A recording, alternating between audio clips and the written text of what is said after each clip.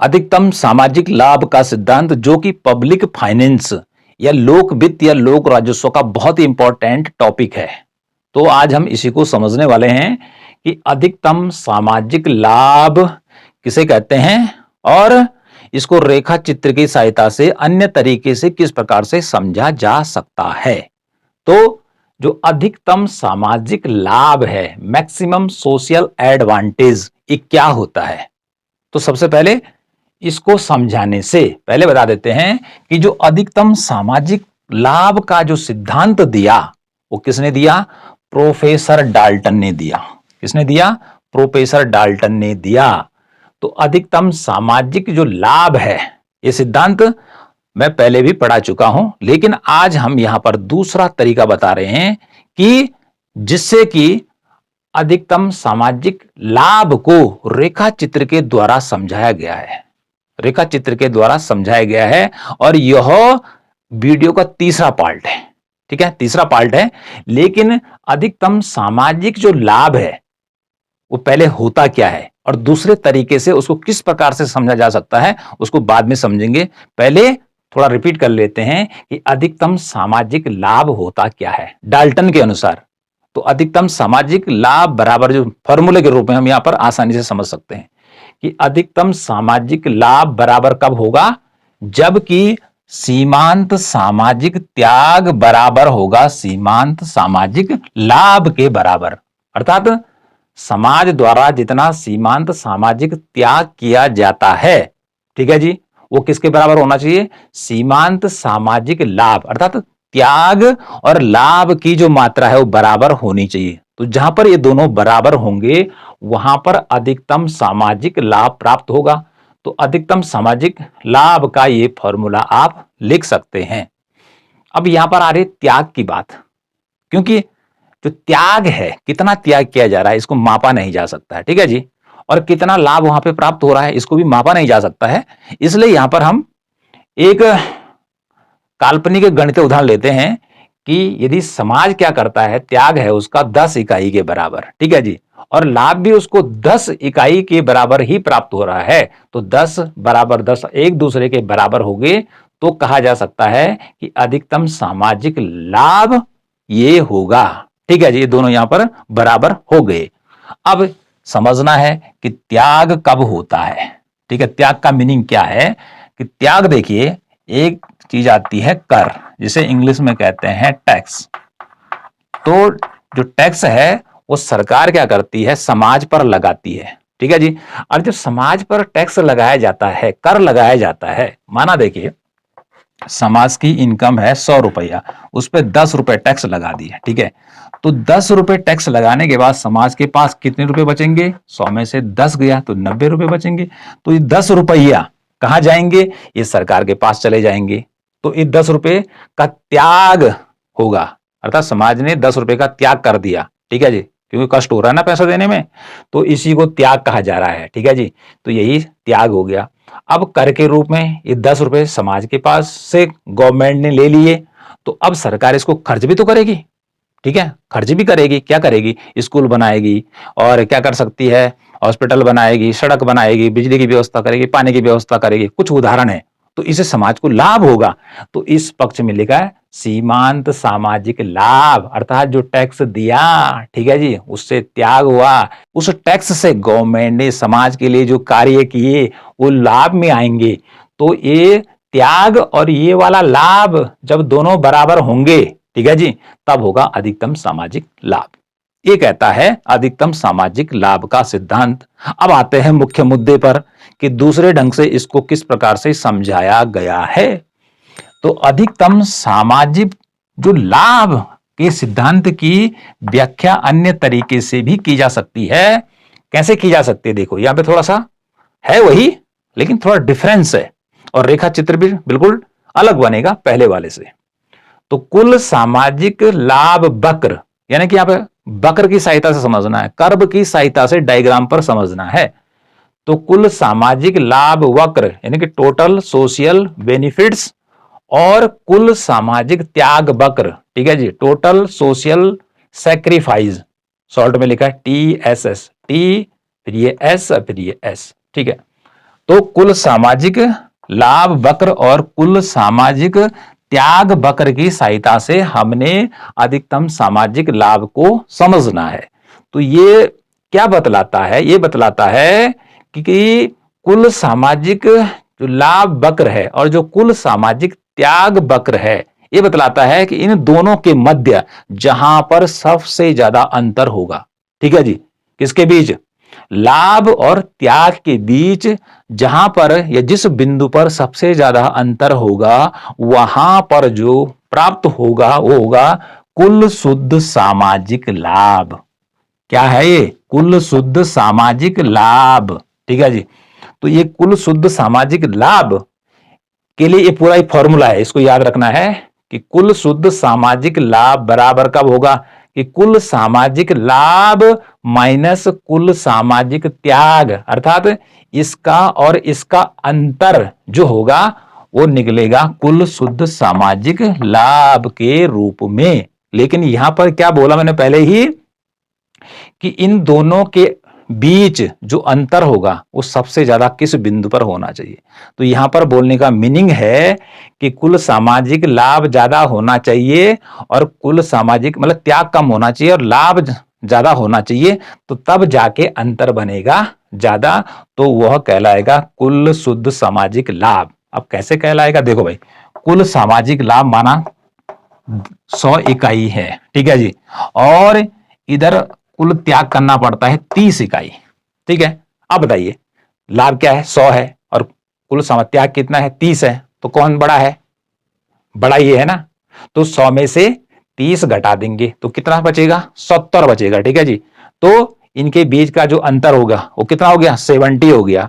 तो यही है कुल शुद्ध सामाजिक लाभ। ओके, अब हमने डायग्राम बनाना है।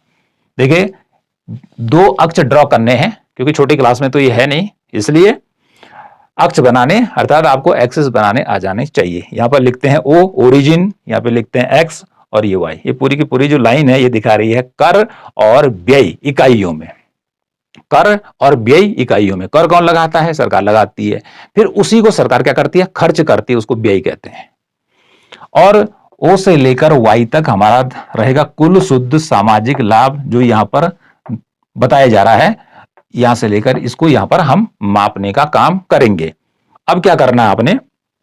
यहां से एक वक्र ड्रॉ करना, जैसे बना रखा, ठीक है जी। यहां से एक वक्र आपने ड्रॉ करना है ऐसे ही, और इस पर लिखना है टीएसबी। अब ये टीएसबी क्या है? अब टीएसबी ये है वो कुल सामाजिक लाभ, ठीक है जी। टीएसबी है टोटल सोशल बेनिफिट, कुल सामाजिक लाभ, ये वाला कर्व, ठीक है, ये वाला। फिर यहां से आपने जैसे मैंने ड्रॉ कर रखा है इसी प्रकार से आपने इसको ड्रॉ करना है। इस पर लिखना है टीएसएस। अब ये टीएसएस क्या है? ये है कुल सामाजिक त्याग, टोटल सोशल सैक्रिफाइस, टीएसएस, ठीक है, शॉर्ट नेम। तो ये हमारा जो वक्र हो गया नीचे से, ये हो गया कुल सामाजिक त्याग का वक्र। और जो ऊपर से ये वक्र जा रहा है तो इसको हमने बोला ये है कुल सामाजिक लाभ का वक्र। इतनी बात समझ में आ गई? तो यहां से ये गया और यहां से ये गया, इसने यहां से इसको ऊपर ले जाना है, इसको नीचे ले जाना है, ठीक है। इनके नाम भी लिख देंगे। ये जो वाला है ये है, ठीक है जी, ये वाला। और जो ऊपर गया ये वाला है, ठीक है, ये नीचे वाला। तो नीचे वाला क्या है? त्याग का वक्र है, ठीक है जी, ये वाला कुल सामाजिक त्याग का वक्र है। अब इन दोनों के बीच हमने अंतर देखना है, लेकिन एक इधर है एक इधर नापना है। अभी देखेंगे ऊपर का जो वक्र है ये ऊपर से जा रहा है और नीचे का वक्र है नीचे से, अर्थात ऊपर क्या दिखा रहा है? ये दिखा रहा है कुल सामाजिक लाभ को। तो लाभ अभी देखेंगे ऊपर चल रहा है, ठीक है जी, अभी आगे बढ़ रहा है और नीचे से त्याग कम करना पड़ रहा है, ठीक है, ये दिखा रहा है। अब देखिए क्या बताया जा रहा है कि कुल सामाजिक लाभ और कुल सामाजिक त्याग के बीच जहां पर रेखा चित्र में सबसे ज्यादा अंतर होगा, ठीक है, दोनों के मध्य, तो वहां पर कुल शुद्ध सामाजिक जो लाभ होगा अधिकतम होगा। तो देखिए आपने यहां से और यहां के बीच की दूरी, ठीक है जी, इसके और इसके बीच का अंतर सबसे ज्यादा आपने निकालना है। इस प्रकार से इसको ड्रॉ करेंगे कि इस पॉइंट पर इसका जो है बीच की दूरी ज्यादा हो जाए। यहां से यहां का बीच का गैप ज्यादा होना चाहिए, क्योंकि यहां से और यहां पर नापेंगे तो कम है, और यहां से यहां पर नापेंगे तो तब भी कम है। तो आपने इस प्रकार से इसको ड्रॉ करना है कि जिससे कि दोनों के बीच का जो गैप है वो ज्यादा बन जाए, बाकी कुछ नहीं करना है। ठीक है, तो अब देखिए ओ क्यू क्या है, कर और व्यय इतना दिखा रहा है। ठीक है जी, ओ क्यू।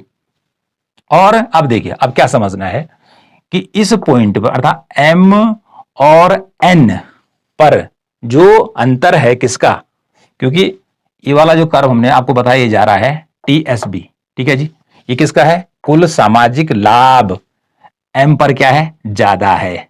ठीक है जी, और जो त्याग है वो क्या है, कम है। तो त्याग कम करना पड़ रहा है, मतलब त्याग कम करना, टैक्स कम देने पड़ रहे हैं, लेकिन जो सरकार काम कर रही है और उससे जो समाज को लाभ हो रहा है वो ज्यादा हो रहा है। तो ये नीचे है त्याग। ठीक है जी, और इतना ज्यादा लाभ हो रहा है। तो ठीक है, तो यही कहलाएगा कुल शुद्ध सामाजिक लाभ। अब फिर भी समझ लो दोबारा कि वक्र ऊपर क्यों जा रहा है। जैसे सरकार क्या करती है, धीरे धीरे क्या करती, व्यय करती, खर्चा करती है। ठीक है, तो सामाजिक लाभ बढ़ता है, इसलिए ये ऊपर की तरफ जा रहा है। ठीक है जी, लाभ बढ़ता है लेकिन लगातार नहीं बढ़ता है। एक एम पॉइंट के बाद लाभ धीरे धीरे कम होने लगता है, लाभ घटने लगता है। ठीक है, इसलिए इधर को जाएगा। और त्याग की बात की जा रही है, जब टैक्स लगाती है सरकार तो पहले टैक्स क्या होता है, धीरे धीरे बढ़ रहा है। ठीक है जी, धीरे धीरे टैक्स लगाती है, लेकिन उसके बाद आप देखेंगे बहुत तेजी से जो टैक्स है, ठीक है जी, जो कि त्याग को बतला रहा है, ठीक है, वो तेजी से ऊपर की ओर बढ़ने लगता है। ये वक्र बतला रहा है किसको, कुल सामाजिक त्याग का वक्र। ठीक है जी, ये वाला, ये नीचे वाला, और ये ऊपर वाला जो है वो लाभ का वक्र है।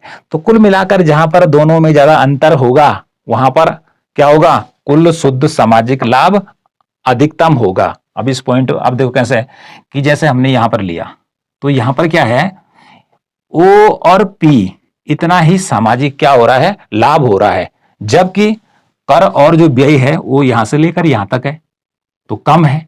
ठीक है, लेकिन अगली बात करते हैं कि यहां से लेकर और यहां तक कर और व्यय है, तो इन दोनों के बीच का अंतर यहां पर देखेंगे, यहां से लेकर और यहां के बीच अर्थात पी से लेकर और ओ तक क्या है, सबसे ज्यादा है। ठीक है, इसलिए यहां पर क्या हो रहा है, कुल शुद्ध सामाजिक लाभ अधिक हो रहा है। तो कुल मिलाकर कहने का अर्थ क्या है कि कुल सामाजिक या कुल शुद्ध सामाजिक लाभ कहां पर प्राप्त होगा, कुल सामाजिक लाभ वक्र और कुल सामाजिक त्याग वक्र की सहायता से, जब इस वक्र के बीच और इस वक्र के बीच का अंतर सबसे ज्यादा होगा।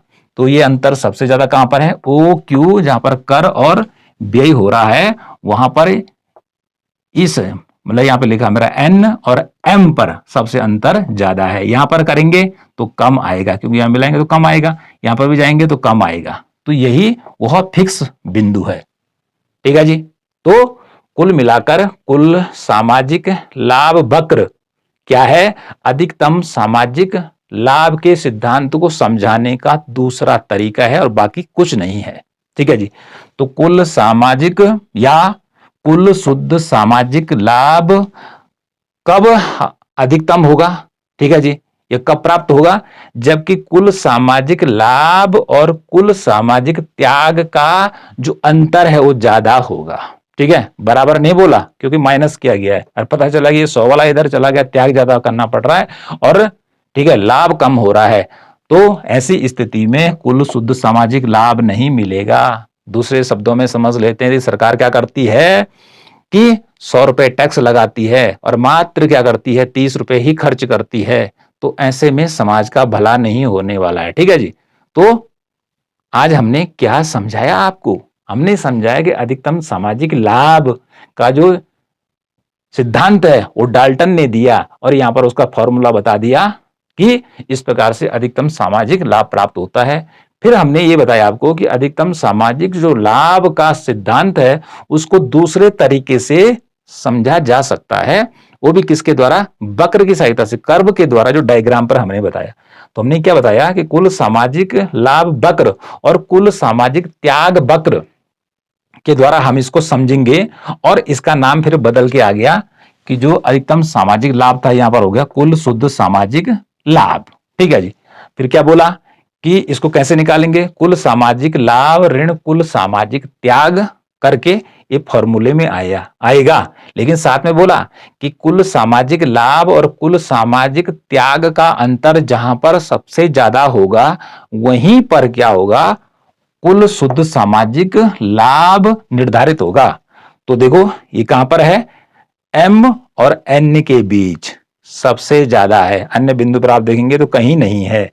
तो इस प्रकार से ये हो गया हमारा कुल शुद्ध सामाजिक लाभ। ठीक है जी, कुल शुद्ध सामाजिक लाभ, जिसे दूसरे नाम से जाना जाता है अधिकतम सामाजिक लाभ का सिद्धांत। तो इस रेखा चित्र को बड़े प्यार से बनाएंगे। ठीक है जी, और कोई दिक्कत नहीं है, अंतर दिखाना है मात्र, कोई गणित का सवाल तो यहां पर है नहीं कि इसको नहीं बना पाएंगे, अंतर दिखाना है, इसको यहां मिलाना है। ठीक है जी, क्योंकि इसके और इसके बीच की दूरी को मापने के लिए हम इधर कुल शुद्ध सामाजिक लाभ को माप रहे हैं। ठीक है, तो मिलते हैं फिर नेक्स्ट वीडियो में।